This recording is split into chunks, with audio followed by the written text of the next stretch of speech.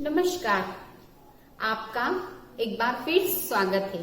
आज हम सुगम भारती का पाठ 3 पढ़ेंगे। पाठ 3 है हमारा अहिंसा की विजय। अहिंसा की विजय नामक कहानी के लेखक है भागवत शरण उपाध्याय। प्रस्तुत कहानी में लेखक ने उदारता, परोपकार और अहिंसा के भाव जागृत करने के उद्देश्य से कहा है। प्रस्तुत कहानी में लेखक का उद्देश्य उदारता, परोपकार और अहिंसा के भाव जागृत करना है। आइए हम पढ़ते हैं कहानी अहिंसा की विजय। सबसे पहले हम यह जान लें कि अहिंसा का अर्थ क्या होता है। तो अहिंसा का अर्थ होता है मन, वचन, कर्म से किसी को भी हानि या नुकसान न पहुंचाना। प्रस्तुत कहानी में महात्मा बुद्ध डाकू अंगुलीमाल को मन, वचन, कर्म से हानि पहुंचाए बिना शांति पूर्वक उसे समझाते हैं और वह हिंसा का मार्ग त्याग कर अहिंसा के मार्ग पर आ जाता है और महात्मा बुद्ध का शिष्य बन जाता है। तो हम कहानी पढ़ते हैं। एक बार महात्मा बुद्ध कौशल की राजधानी श्रावस्ती जाते हैं। वहां का जो राजा रहता है वो महात्मा बुद्ध का शिष्य रहता है। महात्मा बुद्ध श्रावस्ती पहुंचते, वहां पर राजा से मिलते तो राजा बड़ा व्याकुल दिखाई देता है। तो महात्मा बुद्ध उससे उसके चिंतित होने का कारण पूछता है। तो राजा बताता है कि डाकू अंगुलीमाल के भय से मेरी प्रजा बड़ी त्रस्त है। महात्मा बुद्ध उसे धीरज बंधाते हैं और कहते हैं कि मैं तुम्हारी चिंता दूर करूंगा। अब डाकू अंगुलीमाल कौन रहता है? उसने क्या करा था? डाकू अंगुलीमाल ने 1000 आदमियों को मारने की प्रतिज्ञा कर रखी थी।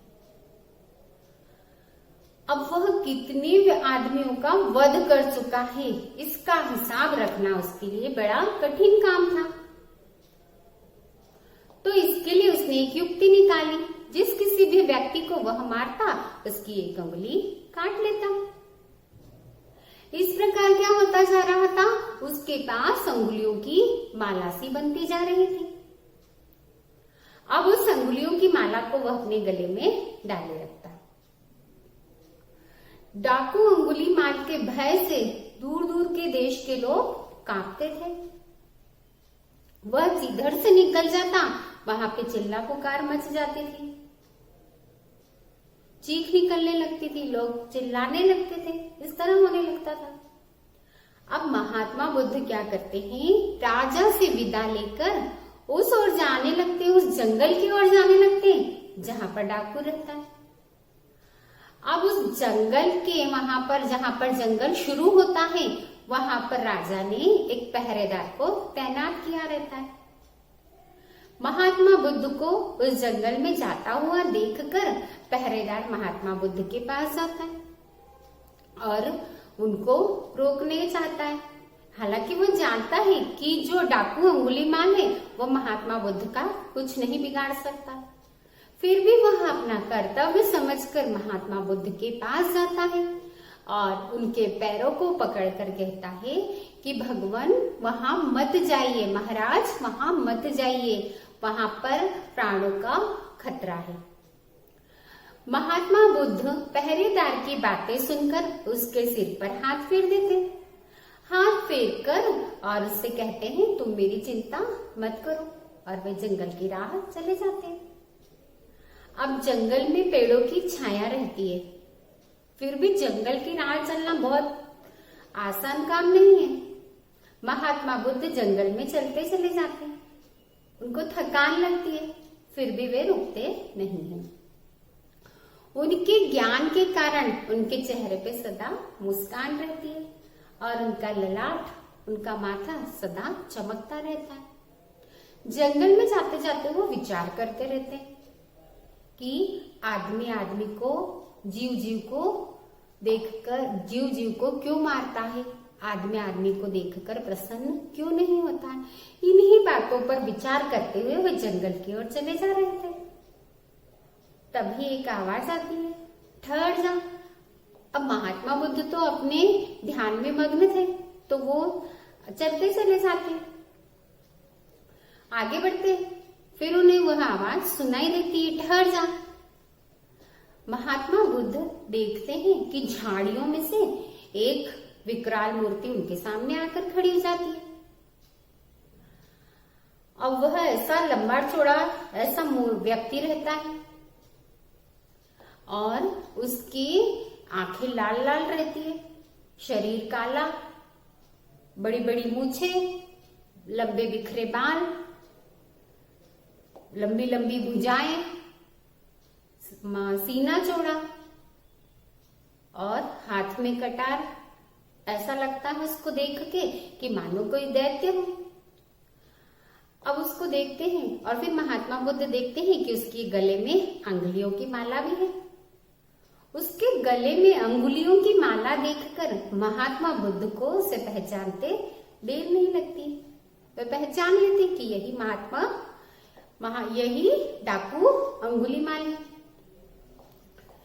फिर वे उस पर नजर डालते और उससे नजरें मिलाकर कहते, मैं तो ठहर गया, तू कब ठहरेगा। अब महात्मा बुद्ध की बातें सुनकर डाकू अंगुलीमाल आश्चर्यचकित हो जाता है कि इससे पहले उससे नजर मिलाकर किसी बात करने की किसी की हिम्मत नहीं हुई थी। उसके सामने जो भी आता उसकी बोलती बंद हो जाती थी, उसकी गिग्गी बंद हो जाती थी और महात्मा बुद्ध बड़ी विनम्रता से मुस्कुराकर उससे कह रहे थे। महात्मा बुद्ध कहते हैं, तू कब ठहरेगा। अब महात्मा बुद्ध की बातों का उस पर जादू का सा असर होता है कि जैसे किसी ने उस पर कोई जादू कर दिया। तो वो कहता है महात्मा बुद्ध से बड़े विनीत स्वर में विनम्रता से कहता है, महात्मन, मैं आपकी बात नहीं समझ सका। इस पर महात्मा बुद्ध कहते हैं कि पहले ही जीवन में जन्म से लेकर मृत्यु तक क्या कम दुख है जो तू मारपीट कर लोगों को डरा कर अपनी क्रूरता के कारनामे से डरा रहा है। मैंने अपने ज्ञान से इन सब पर काबू कर लिया है, ज्ञान प्राप्त कर लिया है। मैं इनसे सबसे दूर हो गया हूँ। मैंने ज्ञान प्राप्त कर लिया, मैं इन सब बंधनों से छूट गया हूँ। तू मारपीट करता है अभी तक, तू इन मारपीट से कब छुट्टी लेगा। वो महात्मा बुद्ध उसे ऐसा बोलते हैं, तू कब ठहरेगा। अब डाकू जो कभी किसी से डरा ही नहीं था, कभी डरना क्या होता है यह जाना ही नहीं था, जिससे सारी दुनिया कांपती थी, आज वो है एक निशस्त्र महात्मा के तेज से कांप रहा था। एकदम से अचानक से वह बुद्ध के चरणों में गिर पड़ा और बोला, महात्मन, मुझे राह दिखाएं, मेरे सामने अंधेरा है, अंधकार है, इस अंधकार को दूर करें। अब महात्मा बुद्ध ने क्या करा, उसको शांति, दया और प्रेम का उपदेश दिया। उसकी क्या हो गई, आंखें खुल गई। डाकू अंगुलीमाल की आंखें खुल गई। उसने अंगुलियों की माला तोड़कर फेंक दी और कटार भी दूर फेंक दी और उसने क्या करा, हिंसा का मार्ग त्याग दिया और महात्मा बुद्ध का शिष्य बन गया। तो अभी आपने देखा कि किस प्रकार महात्मा बुद्ध ने एक क्रूर डाकू को अपनी शांति के संदेश द्वारा शांति से समझाकर प्रेम पूर्वक किस प्रकार उसको अहिंसा की राह पर ले आए। धन्यवाद।